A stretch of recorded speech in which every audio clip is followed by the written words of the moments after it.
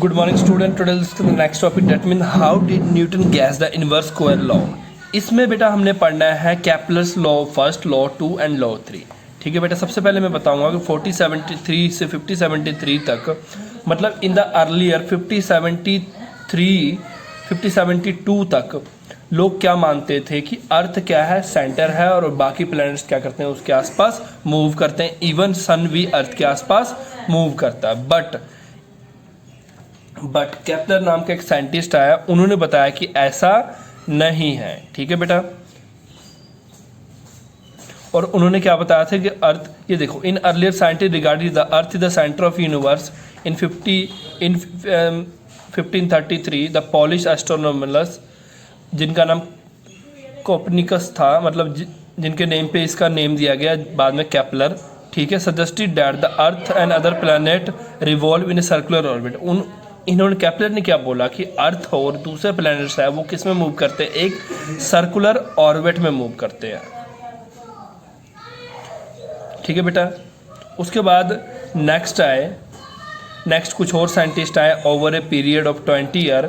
ठीक है बेटा, उन्होंने और भी चीज़ों के बारे में हमें बताया. तो इसमें सबसे पहले जो आपके लिए इम्पोर्टेंट है और जो पेपर में पूछा जा सकता है वो क्या पूछा जा सकता है, केपलर्स लॉ पूछे जा सकते हैं. First law, second law, third law, इसमें बेटा पेपर में यही पूछा जा सकता है. इसके अलावा ये नहीं कोई पूछेगा. ठीक है, बस मैंने जो आपको बताया कि स्टार्टिंग में लोग समझते थे अर्थ के अराउंड ही सब चीज़ मूव करता है, अर्थ कहाँ प्लेनेट है, सेंटर ऑफ यूनिवर्स में.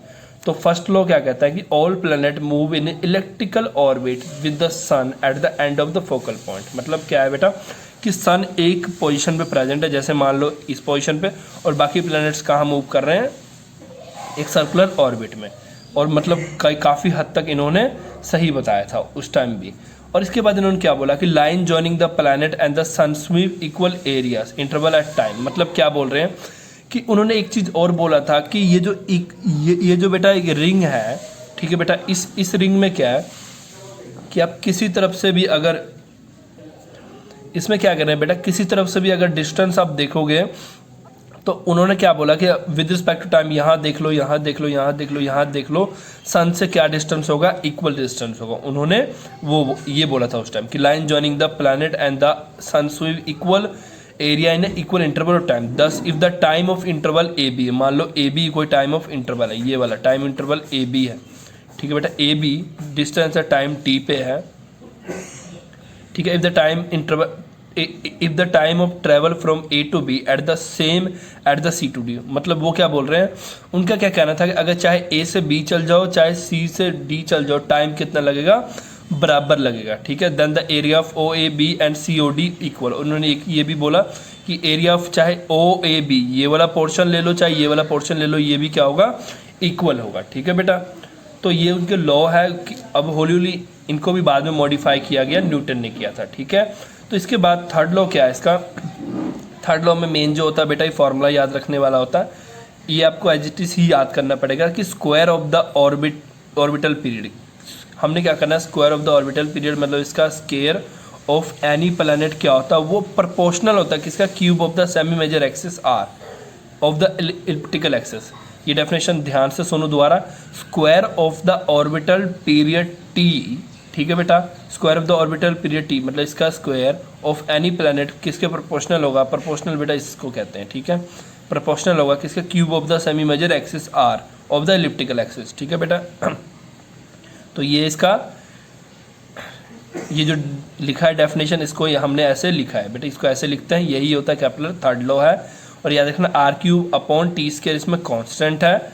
ठीक है, आफ्टर 100 ईयर बाद न्यूटन जी आए, उन्होंने क्या बोला, उन्होंने इसी चीज़ को यूज़ करके बताया कि कैसे जैसे जैसे डिस्टेंस बढ़ता है फोर्स ऑफ ग्रेविटी क्या होती जाती है, कम होती जाती है. हमने यही पढ़ा है ना कि जैसे जैसे डिस्टेंस बढ़ता है फोर्स ऑफ ग्रेविटी क्या होती है, कम होता जाता है. उसके लिए उन्होंने क्या किया बेटा, एक छोटी सी फिजिक्स में बेटा इसको कहते हैं डेरिवेशंस या आर्टिकल्स कहते हैं इसमें. ठीक है, क्या कहते हैं कि अगर कोई प्लैनेट है जो मूव कर रहा है किसी वेलोसिटी v से, अगर कोई प्लैनेट की स्पीड क्या है, वेलोसिटी v है. ठीक है, वो किसी सर्कुलर ऑर्बिट में मूव कर रहा है और सर्कुलर ऑर्बिट का रेडियस क्या है, r है. ठीक है, तो कौन सा फोर्स लग रहा है वो हम ऐसे लिख रहे हैं, force directly proportional to v square upon r. ठीक है बेटा, force directly proportional V square upon R. ठीक है, अब एक चीज़ याद रखना, छोटी छोटी चीज़ें आपको याद करना पड़ेगा सब, तकरीबन आपको ये बीच में इतना सा स्टेप ही है जो आप समझ सकते हो, इसके बाद बाकी भी आपको याद करना पड़ेगा। पहला ये याद करना पड़ेगा और फिर आपको ये याद करना पड़ेगा कि ये वाला, if the time period of planet T है तो आप याद रखना इसका फॉर्मूला ये होता है। तो अगर time period of planet T है तो वेलोसिटी किसके बराबर होगा, 2πr अपॉन टी के बराबर होगा। ठीक है, तो आपको याद रखना, अगर मैं इसको ऐसे लिख रहा हूँ तो मैं ऐसे भी लिख सकता हूँ। ठीक है बच्चे,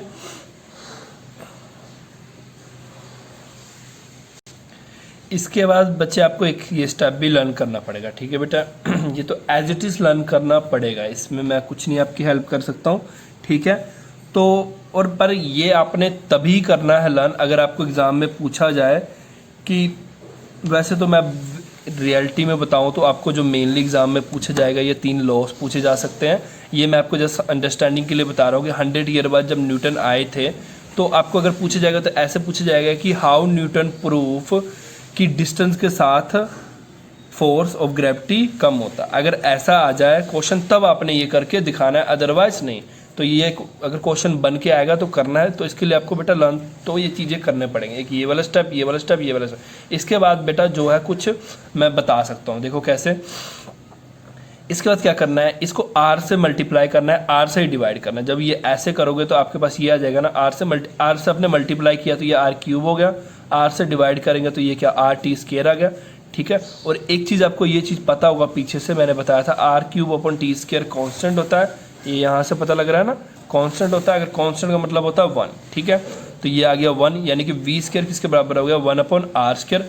जब हमने इस इक्वेशन को इक्वेशन 3.2 से कंपेयर किया तो हमारे पास बेटा वैल्यू आएगा ये वाला। अब ये देखो, force inversely proportional 1 upon R square. Inversely proportional का मतलब ये होता है कि जैसे जैसे डिस्टेंस बढ़ेगा फोर्स घटेगा, डिस्टेंस घटेगा तो फोर्स बढ़ेगा। ठीक है बेटा, इसी चीज़ को यूज़ करके न्यूटन ने बाद में यूनिवर्सल लॉ ऑफ ग्रेविटेशन हमें दिया था। ठीक है, नेक्स्ट है आपके what are the properties of gravitational force. ठीक है बेटा, तो ग्रेविटेशनल फोर्स की प्रॉपर्टी है, सबसे पहले देखो, gravitational force is a action at A time distance force. मतलब क्या है कि ये टाइम डिस्टेंस फोर्स है, मतलब जितना जैसे जैसे डिस्टेंस घटेगा ये फोर्स बढ़ेगा और डिस्टेंस बढ़ेगा तो ये फोर्स घटेगा। This means gravitational force always exist between two particle respect to the medium which separate them. ठीक है, तो ये भी यहाँ पे ये भी बताया गया कि मतलब कि किस मीडियम में वो सेपरेट किया गया और कितने डिस्टेंस पे सेपरेट किया गया, वो भी हमें बताता है ग्रेविटेशनल फोर्स कितना ज़्यादा कितना कम है। ग्रेविटेशनल फोर्स डायरेक्टली प्रोपोर्शनल होता है product of the masses of 2 particles.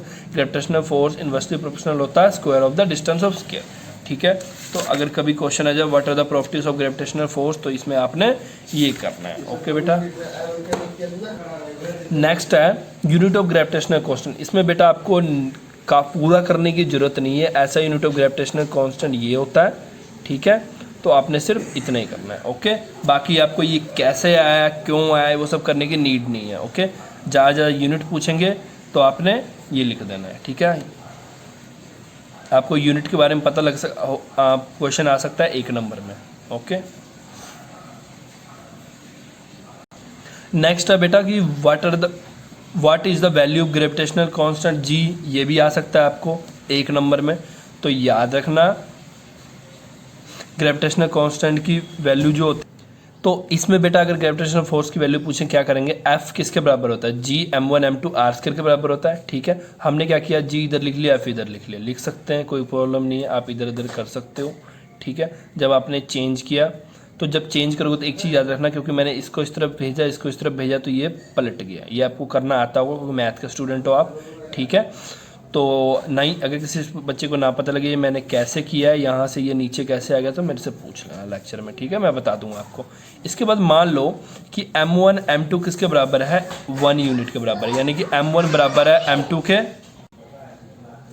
1 unit के बराबर है। इसका मतलब क्या है कि जो r है, अगर ये 1 के बराबर है तो डिस्टेंस भी 1 के बराबर है, 1 के बराबर ही होगा। ठीक है बेटा, अगर कहीं कंडीशन आ जाए दोनों मास बराबर और 1 के और डिस्टेंस भी 1 के बराबर है, तो याद रखना जितना ग्रेविटेशनल फोर्स लग रहा है वो ग्रेविटेशनल जो कांस्टेंट है वो किसके बराबर हो जाएगा, जो फोर्स लग रहा है उसके बराबर। ठीक है, तो यहाँ से आपका लिख सकते हो the gravitational force G is equal to the gravitational force जो एक्ट कर रहा है दोनों बॉडी पे, जो इसे सेपरेट कर रहा है कितने डिस्टेंस पे, 1 यूनिट पे। ठीक है बेटा, इतना ही करना है आपने।